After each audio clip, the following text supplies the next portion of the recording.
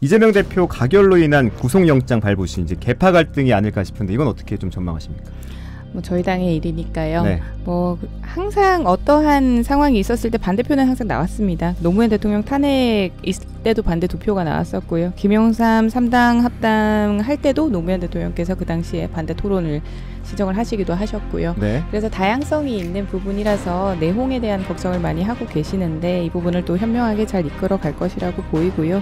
결국 민주당의 총선 승리와 대한민국의 발전이 저희 정당에서도 목표이기 때문에 좀 성숙한 자세로 협치하면서 총선을 잘 현명하게 이끌어가지 않을까 생각합니다. 오늘 우리 존경하는 서지현 의원님께서 방송용 멘트를 많이 해주시는데 사실 어떤 그렇게 말씀하시죠? 사실은 옥중 정치는 조선 시대부터 우리 한반도 역사에서 성공한 사례가 없습니다. 이제 구속이 되었다는 것 자체가 국민들에게 너무 부정적인 이미지를 심어줄 수밖에 없기 때문에 더불어민주당이라는 이런 브랜드에 아주 심각한 훼손이 있을 거라고 저는 생각하고요. 이재명 이 사법 리스크는 정말 여당에게는 호재로 야당에게는 엄청난 선거 악재로 다가올 것이다라고 예상합니다.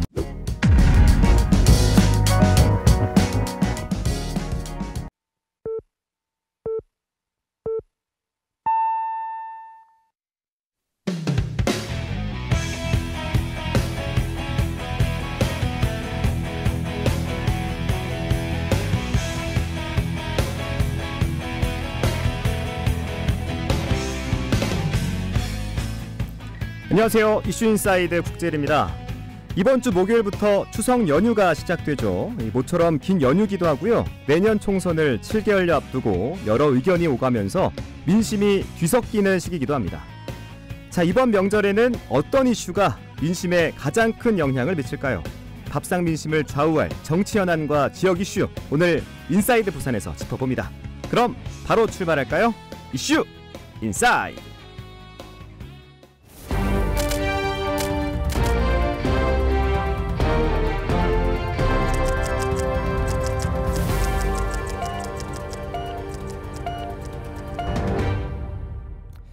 자, 인사이드 부산 이어갑니다. 지역의 현안과 이슈 짚어보고요. 여야의 극한 대치 속에서 추석 민심은 어디로 향하고 있는지 얘기 나눠보죠. 오늘 함께해 주실 두 분 처음으로 스튜디오에 모셨습니다. 부산시의회 서지연, 이준호 의원 모셨습니다. 두 분 안녕하세요. 안녕하십니까. 네, 드디어 자리에 모셨습니다. 네, 잘 오셨고요. 앞으로도 이슈 인사이드에 잘 출연해 주시길 부탁드리겠습니다. 감사합니다. 네, 먼저 2030 세계 박람회 얘기로 포문을 열어보죠. 개최 장소 결정이 이제 70일 남았는데 강력한 경쟁 도시인 사우디아라비아의 리야드를 앞서고 있다는 소식은 들리지 않고 있어요. 부산이 개최할 수 있다고 보십니까? 아니면 다르게 보십니까? 먼저 이준호 의원님부터. 네, 이제 앞서고 있다라는 얘기가 나오지 않는 것이 정상적인 겁니다. 이게 우리 국민들께서 투표하시는 이 공직선거랑은 다르게 여론조사를 할 수 있는 게 아니에요. 그래서 정말 뭐 우리가 앞서고 있다, 사우디가 앞서고 있다 이런 것들은 언론사의 추측 일 뿐이기 때문에 뭐 앞서고 있다라는 소식이 들리지 않는다고 해서 우리가 지고 있는 것은 아니다라는 말씀드리고 싶고요. 네. BI 보고서를 잘 살펴보면 우리가 정말 훌륭한 평가를 받았습니다. 그렇죠. 그리고 대한민국의 정치인들이 또 여야 할 것 없이 정말 열심히 뛰고 있기 때문에 우리가 꼭 승리할 것이다라고 저는 보고 있습니다. 서연은요? 네, 이제 11월에 이제 최종 리셉션하고 발표가 나게 될 겁니다. 순위와 표수까지도 아마 함께 공개가 될 텐데요. 네. 이번 2023년 같은 경우는 사실 모든 시민분들도 동의를 하실 것 같은데 곳곳이 부산 엑스포였잖아요. 네. 우리 부산의 엑스포 이슈가 사실은 많은 다른 것들보다 두각을 많이 드러냈었는데 결국은 비밀투표이고 그리고 이제 BIE에서 지정한 그 당일에 어떠한 표심으로 움직일지는 사실은 저희가 지금까지도 물밑 작업은 하고 있지만 정확하지 않기 때문에 뭐 섣불리 예단할 수는 없겠지만 끝까지 뭐 최선은 다 해야 하지 않나라고 보고 있습니다. 좋습니다. 그런데 이 엑스포가 엄청난 경제 유발 효과를 일으킨다고 하잖아요. 네, 엄청난 대축제이기도 하고. 그런데 시민들에게 피부로 와닿지 않은 이유를 보면 당장 이렇게 먹고 살기가 힘든데 무슨 엑스포냐라고 생각하시는 분들도 있거든요. 이 미래 엑스포가 어떤 효과를 가져올지 또 부산의 미래를 어떻게 바꿔놓을지 한번 예견해 본다면요. 네, 이게 경제 유발 효과라는 것이 간접 이득과 직접 이득이 있어요. 그렇죠. 직접 이득이라는 것은 시민들께 직접 이제 현금화된 돈으로 오는 것이 직접 이득이라고, 간접 이득이라고 하는 것은 이렇습니다. 평창 올림픽이 끝나고 전국에 있는 모든 편의점에 평창수가 납품되고 있어요. 그래서 평창 올림픽의 경제 효과를 20조 플러스 알파라고 표현하거든요. 그 알파가 그리고 간접이군요. 지금 부산 시민들께서 사용하시고 있는 야구장, 축구장, 체육관 전부 다 우리 2002년 아시안게임 유치하면서 건립됐던 체육관들입니다. 그래서 이것들이 간접 효과라고 하는 것이죠. 그리고 그 인프라까지 도달하는데 교통도 또 우리가 확충하게 되거든요. 그래서 이런 것들을 우리가 종합적으로 봐서 엑스포는 한 61조 정도 우리가 경제 유발 효과를 거둘 수 있다라고 평가하고 있습니다. 네, 좋습니다. 서현님도 지나치게 좀 크게 기대 효과가 좀 잡혀져 있지는 않나라는 조금 아쉬움은 있습니다. 사실 저희가 가덕 신공항에 대한 부분도 13조 정도 규모와 30조 정도로 이렇게 평가를 하는 분들이 계신데 네. 엑스포는 단 6개월 정도만 하는 행사임에도 불구하고 61조라고 이렇게 말씀을 하시는 건 사실은 조금 가장 긍정적인 요소만 모아놨기 때문이라고 좀 보이고요. 지금 10월부터 저희가 버스 요금, 지하철 요금도 인상을 하게 되고 올해 6월부터는 택시 요금도 올랐고 그렇죠. 사실 종량제 봉투까지도 지금 가격이 올랐어요. 그러니까 월급 빼고는 지금 다 오르고 있는 물가 부담이 있는 상황이고 그다음에 지금 부산의 기초 경제 체력 자체는 굉장히 낮은 상황입니다. 관공업 같은 경우도 8.5%가 전국보다 더 낮은 수치로 떨어졌었고 고용률도 57.9%밖에 안 돼요. 또 타시도로 유출하는 청년 인구가 1,181명, 거기에다 전체로 따지면 3,482명이거든요. 경기도 같은 경우는 같은 기간에 14,631명이 유입이 됐어요. 됐죠. 우리는 유출이 된 거고. 우리는 유출이 된 거고. 그렇죠. 그러니까 그런 걸 보면 결과적으로 우리 시민들이 직접 체감하기에 나의 삶이 나아지고 있지 않는데 이게 2030년에 그 큰 행사에 대한 부분이 과연 감수성을 이해하고 있는 것인가, 공감대가 형성이 되나라고 하는 부분에서는 아쉬움이 좀 큽니다. 네. 월급 빼고 다 올랐다라는 말을 이제 엄청난 마법인데 뭐 하고 싶은 말씀이? 네, 이제 서 의원님께서 안 좋은 지표들을 다 나열해 주셨어요. 서로가. 근데 이게 안 좋은 지표를 나열해 주신 게 엑스포의 당위성을 더 확보해 주는 것이 우리가 삽으로 안 파지는 거는 굴삭기로 파야 되거든요. 네. 이 엑스포는 굴삭기입니다.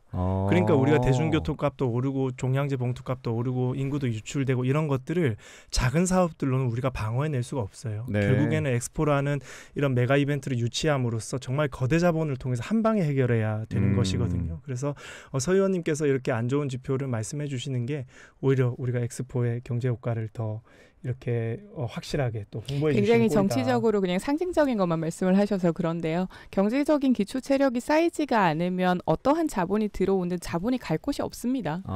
그러니까 뭐 기업이라든지 부산 내에서 지역 경쟁력을 좀 강화할 수 있는 산업부터 그다음에 인구와 그다음에 경쟁력이 확보가 되어야 되는데 그 부분에 대한 차근차근 단계는 밟지 않고 엑스포만 있으면 모든 게 다 될 것이다라는 마법의 단어처럼 자꾸 엑스포를 홍보를 하다 보니 우리 시민분들께서는 매일 나의 삶은 정말 치열하게 살아가고 있는데 그 엑스포가 된다고 해서 나의 삶이 갑자기 나아지느냐 아니거든요. 그렇죠. 이제 그 부분에 대한 걸 공감을 해주시고 삶의 개선에 집중을 하셔서 민생 중심의 정치를 함께 논의를 하셔야 되는데 지금도 계속해서 엑스포 유치를 강조하시다 보니까 그에 대한 상징성만을 부각시키시는 게 오히려 더 시민들의 체감성을 떨어뜨리는 것이 아닌가 우려가 됩니다. 좋습니다. 우리가 지금 갈 길이 멀어가지고 첫 번째 주제잖아요. 두 번째 주제로 넘어가 보겠습니다. 지난 14일이에요. 대통령 직속 지방시대위원회, 이 지방시대 선포식이 우리 부산에서 열렸잖아요.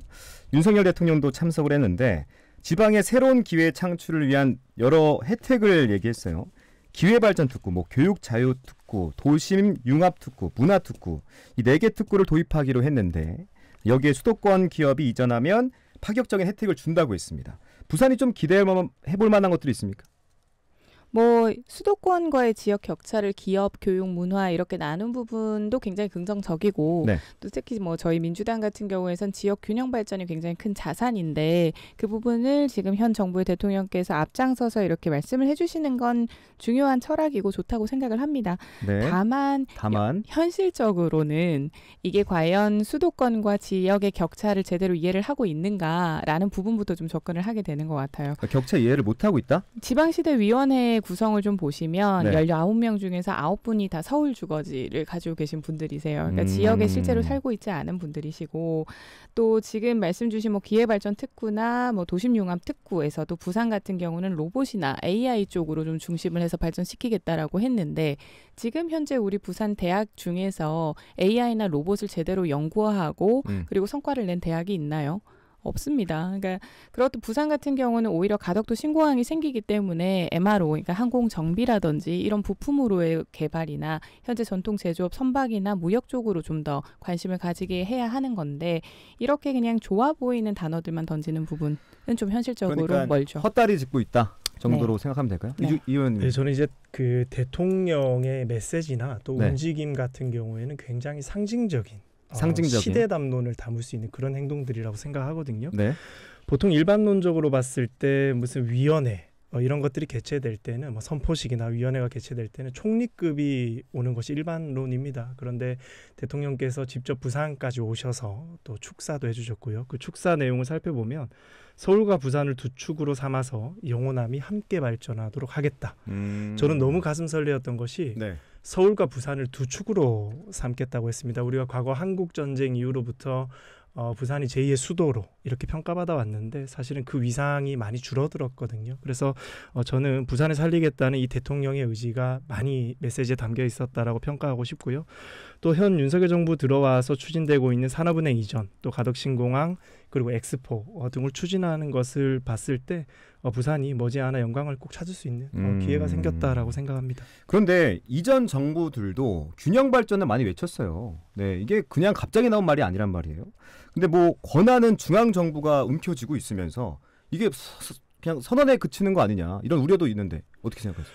네, 사실은 과거 뭐 노무현 대통령이죠. 그 노무현 대통령의 참여정부 이후로는 우리 지방 분권이라고 할까요? 그런 것에 대해서 진심으로 다가갔던 정권은 없었던 것은 사실입니다. 고무적이게도 진영이 달랐던 진보 진영의 어떤 필수 아젠더를 지금 보수 정권이 이어받아서 하고 있다라는 것은 매우 네. 저는 고무적으로 고무적이다. 평가하고요. 네. 하지만 저는 민주당이 참 아이러니컬한 게 네. 민주당의 상징은 노무현 대통령이거든요. 네. 그 노무현 대통령의 정신은 이제 중앙 행정 권력의 지방 이양이고요. 그런데 그것을 산업은행을 통해서 민주당이 되려 막고 있는 것. 그것은 저는 민주당이 선거 때만 노무현 대통령을 이용하고 노무현 대통령의 핵심 사업을 좀 끝까지 이어가지는 않고 있지 않나 좀 이런 생각을 하고 있습니다. 서 의원님. 뭐 지방 재정과 권한에 대한 이양이 가장 최우선으로 이루어져야 되는 부분은 굉장히 동의를 하고 이 부분은 반드시 개선이 되어야 됩니다. 그게 현 정부에서 이루어진다라고 하면 그 진정성을 이해를 할 수 있을 것 같고요. 네. 지금 사실 실질적이지 않다라고 말씀드릴 수 있는 대표적인 사례가 R&D 관련된 예산 삭감입니다. R&D에 대한 예산을 삭감했다는 건 기초과학에 대한 의지나 그 네. 육성에 대한 부분에 대해서 진심이 아니라는 부분이에요. 지금 지방대 육성 정책에서도 한계가 많다라고 전문가들이 말씀을 많이 하시는데 지방대학 자체의 경쟁률이 떨어지고 있고 그런 상황에서 로봇이나 AI를 하겠다? 기초과학을 연구할 수 있는 R&D 예산을 깎으면서 어떻게 그렇게 말씀을 하시는지 굉장히 모순적이라고 생각합니다. 네. 그 네네. 이준호 의원님께서 말씀해 주신 그 산업은행 이 얘기로 좀 넘어갈게요. 윤석열 대통령의 지역균형 발전 핵심 공약 중 하나입니다. 이 산업은행 부산 이전 어디까지 왔나 한번 짚어보고 싶은데 0부터 100까지 있을 때 몇 번째 정도 와 있는 것 같아요. 퍼센테이지로. 지금 한 50%까지 왔죠. 절반. 네, 이제 지금 아시안 게임 하고 있는데 네. 이제 100m 달리기로 치면은 선수들이 스타트 라인에 준비하고 있고 출발 총성만 기다리고 있는 상태라고 생각하면 됩니다. 모든 게 다 세팅이 됐다? 네, 이제 정부에서는 세팅이 다 끝났고요. 부산시에서도 구체적인 가이드를 다 제시했는데 국회에서 총성을 쏴주지 않고 있다. 국회에서 법을 바꿔줘야지 산업은행 이전이 가능한 것이거든요. 네. 그래서 국회에서 아직까지도 이 논의를 해주고 있지 않기 때문에 왜 안 쏘고 있다고 생각하십니까? 이제 산업은행이 부산으로 오려면요. 산업은행 법을 개정해야 됩니다. 그쵸. 제4조에 산업은행 본점은 서울특별시에 둔다라고 명시가 되어 있어요. 4조 1항이요. 그런데 국회의 다수당을 차지하고 있는 민주당이 반대를 하고 있습니다. 그 반대의 이유가 저는 두 가지라고 생각하는데 첫 번째로는 윤석열 정부의 국정 과제이기 때문에 반대하는 것.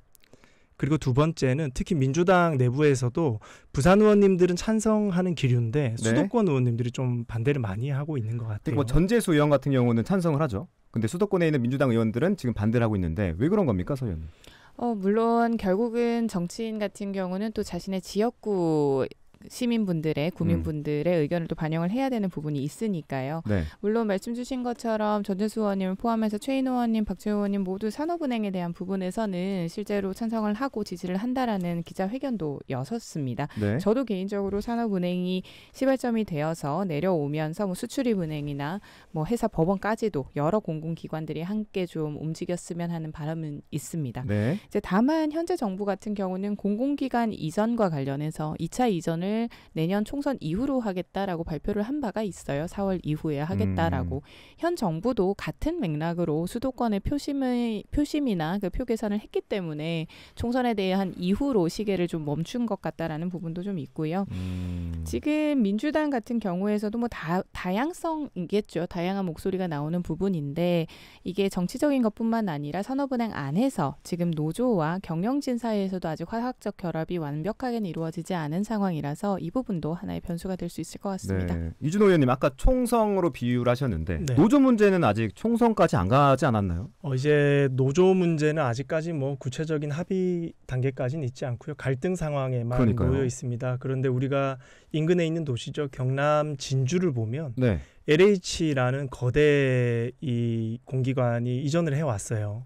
근데 그때의 과정을 보면 처음에는 LH의 노조가 굉장히 직원들이 반대가 심했는데 결국에는 직원들에게 줄 수 있는 아주 좋은 프리미엄을 또 어떻게 제공할지 이런 구체적인 협상을 통해서 아주 매끄럽게 공공기관 이전을 마무리 지었어요. 그러니까 혜택을 줘야지 내려오는 거군요. 그럼요. 네. 그리고 진주는 지금 LH 인근에 가보면 네. 정말 많이 발전해서 과거의 그래요? 영광을 되찾았습니다. 그래서 우리도 그 모델을 좀 잘 살펴봐야 될 것 같아요. 근데 하나 더 궁금한 게 법 개정이 없으면 완전한 이전은 불가능한 건지 뭐 행정 절차적으로 좀 어느 정도 추진할 수 있는 거 아닙니까? 이 산업은행법 4조 1항에 네. 이제 본점을 서울에 둔다라는 부분이 이제 본점을 뭐 대한민국에 둘 수 있다 혹은 부산에 둔다로 이제 변경이 되어야 이 상위법에 의거해서 산업은행이 온전히 이동을 할 수는 있습니다. 그래서 국회의 동의가 필요한 것인데 네. 현재는 지금 계류 중이니까요. 국회 정무위원회에서 이 부분이 연내 처리가 안 된다면 내년으로 넘어가게 될 것 같습니다. 그렇다면 두 분이 이제 전망하시기에는 내년 4월 이후에 가능할 것 같다라고 네. 보십니까? 네. 그건 동의하시고. 네. 네. 자, 2014년 부산의 혁신도시로 금융 공기업들이 이전해서 한국거래소, 또 한국예탁결제원, 한국자산관리공사, 이 산업은행이 이전하면 이 금융허브로 시너지 효과를 만들어낼 수 있다는 게 이 부산시의 생각인데 금융도시 부산의 경쟁력을 강화하기 위해서는 어떤 노력들이 좀 필요할까요? 각 당의 대표들로 생각하시고 이 의원님부터. 일단 산업은행이 와야죠. 지금 이제 한국자산관리공사나 예탁결제원 뭐 이런 공공기관들도 산업은행과 업무 연계를 하고 있는 기관들이거든요. 그리고 산업은행처럼 아주 메머드급 기관이 오게 된다면 네. 산업은행과 함께 일을 하고 있는 아주 영세한 기업들까지 함께 이 플러스 패키지로 오게 됩니다. 그래서 아주 많은 영역에서 산업의 확장이 가능하다는 것이고 그리고 우리가 앞으로 가덕 신공항에서 물류에 관한 부분들도 많이 확보할 수 있기 때문에 정말 산업은행이 오게 된다면 우리가 금융허브로서 예를 들면 이제 중국으로 치면 홍콩과 같은 그런 도시로서의 위용을 만들 수 있지 않을까 그렇게 생각합니다. 서 의원님은요? 결국은 기초 체력이 가장 중요하다고 반복해서 말씀을 드리게 되는 것 같습니다. 그렇지 않으면 그냥 건물만 부산에 있고 계속해서 서울을 오가야 할 수도 있어요. 이게 인재도 반드시 필요하고요. 네. 예, 양질의 인재들 그리고 투자를 받을 수도 있고 투자를 할 수도 있는 기업도 많아야 합니다. 그 다음에는 결국 네트워크죠. 국내외에 이 금융 관련된 네트워킹이 여의도에서 넘어오면서 끊어지게 된다는 것을 굉장히 두려워하고 있기 때문에 그 부분에 대한 확신을 만들어주는 밑바탕이 가장 중요합니다. 네. 자, 여기서 마무리하고 다음 얘기로 넘어갑니다. 이번에는 넘쳐나는 정치 현수막이에요. 제가 생방송 뉴스에서도 한번 다뤘었는데 언제부턴간 거리 곳곳에 이 마구 붙어 있는 현수막을 볼 수가 있습니다. 서로 공격하고 조롱하고 또 민감한 부분까지 건드는 모습들을 쉽게 볼 수 있는데 두 분은 현수막 걸어본 적 있습니까? 저는 없습니다. 네, 저는 없으시고요. 스스로 실천하는 의미로다가 정치 오케이, 피로도도 오케이. 좀 줄이시고 네. 도시 미관 훼손도 막기 위해서 걸고 있지 않습니다. 의원님은요? 저는 선거를 2번 해서 의원직을 2번째 수행하고 있기 때문에 네. 한 번 해봤습니다. 한 번? 네. 한 번 걸어봤어요? 네, 한 번 내용이 해봤습니다. 뭐였습니까? 그때가 명절이었던 것 같아요. 명절 잘 보내시라고 한번 걸어봤던 것 같습니다. 그 일반 현수막은 정해진 곳에만 걸 수 있는데 정당 현수막은 좀 다르더라고요. 자유롭게 걸 수 있죠? 네, 지정계 시대에만 걸어야 하는 일반 현수막과는 달리 이제 네. 정당 현수막 같은 경우는 5개 광고물법이 개정이 되면서 음. 이제 정책에 대한 홍보와 표현의 자유를 위해서 이제 좀 자유롭게 걸 수 있게 되었습니다. 이 지자체마다 무분별하게 내걸리는 정당 현수막을 규제하는 움직임이 있는데 부산시의회도 관련 조례가 상임위를 통과했더라고요. 이 내용은 서 의원님이 더 잘 아시나요? 네, 오늘 제가 네. 본 조례안과 관련해서 반대 토론을 실제로 했었고 어떠셨습니까? 현장 분위기. 네, 반대표 2표와 2표. 기권표 8표 이렇게. 기권이 더 많네요. 네, 그리고 네. 찬성표가 28표로 이렇게 되면서 통과가 돼버렸습니다. 이 조례 어떤 내용입니까? 지금 뭐 말씀 주신 것처럼 이제 정치 피로도라든지 시민분들께서 자극적으로 생각하시는 부분을 좀 해소하기 위해서 뭐 좋은 취지로 만들어는 졌습니다만 네. 사실상 처벌 규정이 없고 상위법이라고 하는 5개 광고물법이나 정당법, 지방자치법을 다 위반하고 있고 예외 규정이 있어서 명절이나 뭐 국경일 이럴 땐 또 다 걸 수가 있습니다. 그런 부분과 이제 정당 다양성을 훼손한다 할 수 있다라는 부분 때문에 이제 저는 반대를 했었는데 네. 이제 더 많은 의원님들께서는 그냥 그 의미, 목적에 대한 부분을 많이 집중하셨던 것 같습니다. 이준호 의원님께서 이번 조례로 현수막 난리 문제를 어느 정도 해소할 수 있을 거라고 보십니까? 네, 이제 이 현수막 관련 조례 같은 경우는 저는 실효성은 없다라고 봅니다. 실효성은 없다. 우리나라 같은 경우에는 미국은 연방제잖아요. 그래서 각 이 주마다 법이 다 다를 수가 있는데 우리나라 같은 경우는 중앙정부의 법에 의해서 모든 것이 정해지게 됩니다. 그렇죠. 지금 이 현수막 같은 경우에는 국회에서 만든 상위법이죠. 5개 광고물법에 의해서 제어받고 있어요. 네. 그리고 그 법 조문에 조례에 위임한다라는 항목이 없습니다. 그렇기 때문에 우리가 이 지방자치단체에서 조례를 만드는 것은 선언적인 의미에 그치는 것이고 시행된다거나 실효성이 있다라고는 볼 수가 없습니다. 그래서 네. 실질적으로 뭐 변화는 없을 것이다. 다만 부산 정치권에서 현수막을 좌시하지 않겠다는 강한 의지는 있었다라고 저는 양쪽으로 평가합니다. 네, 뭐 의원님들께서 솔선수범해서 알아서 안 걸어주시면 될 것 같다라는 생각이 듭니다. 맞습니다. 자, 추석을 앞두고 민심 좀 짚어보죠. 총선이 7개월 앞두고 여야가 추석 밥상 민심 선점하기 위해 여야 부산시당 총선 모드 돌입했는데 지역구 주민들을 많이 만나실 것 같습니다. 민심 좀 어떻게 느끼세요? 서 의원님. 근데 저는 비례대표라서 지역구는 없습니다만 그래도 이제 뭐 여러분들을 행사를 만나다 많이 보면 각 정당의 지지층은 좀 굳건한 것 같습니다. 굳건해서 35대 35대 30인 것 같습니다. 국민의힘 35, 민주당 35, 무당층 30. 그래서 이제 이 무당층에 대한 표심을 어떻게 잡느냐가 관건이 될 것 같습니다. 결국 이 30을 어떻게 하냐에 따라서 총선을 이길 수 있냐? 예, 맞습니다. 결정지게 되겠네요. 서 의원님께서 국민의힘 35, 민주당 35 말씀해 주셨는데 네. 굉장히 방송용 멘트를 해주신 것 같고 어떻게 보세요? 방송용 멘트. 실제로 PK 같은 경우는 전통적으로 보수 정당이 워낙 강한 지지세를 유지하고 있기 때문에 실제로 지역구가 저는 금정입니다. 이 금정구에서 또 추석을 앞두고 이 민심을 한번 들어보면 저는 한 60대 30 그리고 60대 무당층 한 10 정도로 더블 스코어 정도 차이가 많이 나는데요? 있지 않나 저는 그렇게 생각합니다. 35, 35에서 60대 30으로 좋습니다. 민주당의 최대 변수로 지금 남아있죠. 내일 또 발표가 날 텐데 이재명 대표 가결로 인한 구속영장 발부 시 이제 개파 갈등이 아닐까 싶은데 이건 어떻게 좀 전망하십니까? 뭐 저희 당의 일이니까요.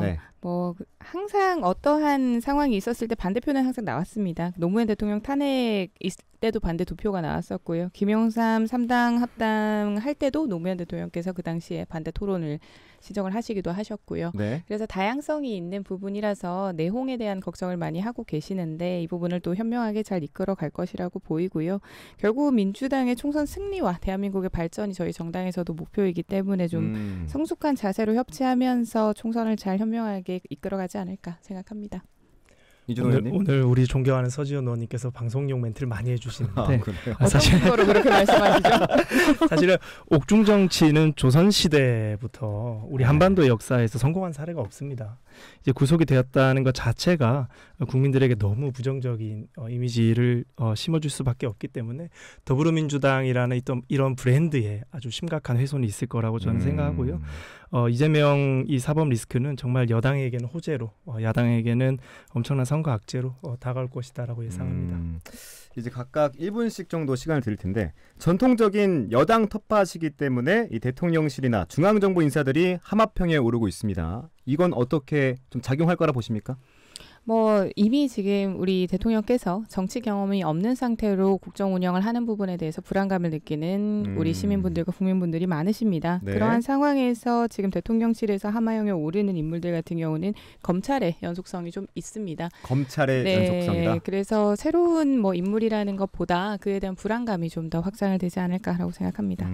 이준호 의원님. 네, 저는 뭐 검사 이렇게 야당에서 하는 것이 이해가 안 갑니다. 네. 검사인지 아닌지 직업이 중요한 것이 아니고 그 사람이 출마할 수 있는 준비가 되었느냐 또 능력이 되었느냐 이게 중요한 것이거든요. 지금 하마평에 오르는 분들은 뭐 조승환 해수부 장관, 박상원 차관 그리고 주진우 법률비서관 처럼 정말 경험과 능력이 입증된 분들입니다. 그래서 이분들이 출마할지 출마하지 않을지는 본인만 알고 있겠지만 이렇게 훌륭한 라인업이 자꾸 언론을 통해서 노출되는 것은 여당에게 아주 좋은 징조다라고 생각합니다. 근데 검사가 조금 많지 않아요? 저는 개인적으로 이렇게 생각합니다. 이제 검사라는 직업은 좋은 직업이거든요. 네.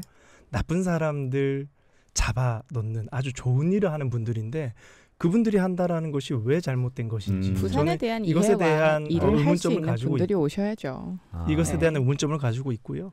경험은 좀 있으셔야 되고요. 일단 뭐 말씀 계속 하십시오. 서지원 의원님 말씀 계속 하시고. 아닙니다. 네, 이어가 주시죠. 하여튼 저는 그런 의문점을 좀 가지고 있고요. 뭐 검사인지 아닌지 뭐 성별, 뭐 나이 이런 건 중요한 않다. 게 아니고 정말 부산을 위해서 일할 능력이 되어 있는지 저는 그것이 가장 중요하다라고 생각합니다. 좋습니다. 네. 자, 명절을 앞두고 요즘 10만 원을 들고 나가도 장바구니를 가득 담을 수가 없어요. 가격표를 보면 살까 말까 고민을 많이 하게 되는데 소비자들의 지갑이 좀처럼 열리지 않으니까 자영업하는 분들도 힘들기는 마찬가지일 겁니다. 추석을 앞두고 정치권에서는 민심 잡기에 총력을 다하고 있는데 이런 시민들의 한숨에 귀 기울여 주시길 바라봅니다. 자, 오늘 인사이드 부산 지역 현안과 이슈 짚어봤습니다. 지금까지 부산시의회 서지연, 이준호 의원과 함께했습니다. 다음에 또 한번 모시도록 하겠습니다. 두 분 오늘 말씀 고맙습니다. 감사합니다. 네, 저도 여기서 인사드리겠습니다. 지금까지 이슈 인사이드 국제리였고요. 내일도 오후 5시에 찾아뵙죠. 함께해 주신 여러분 고맙습니다.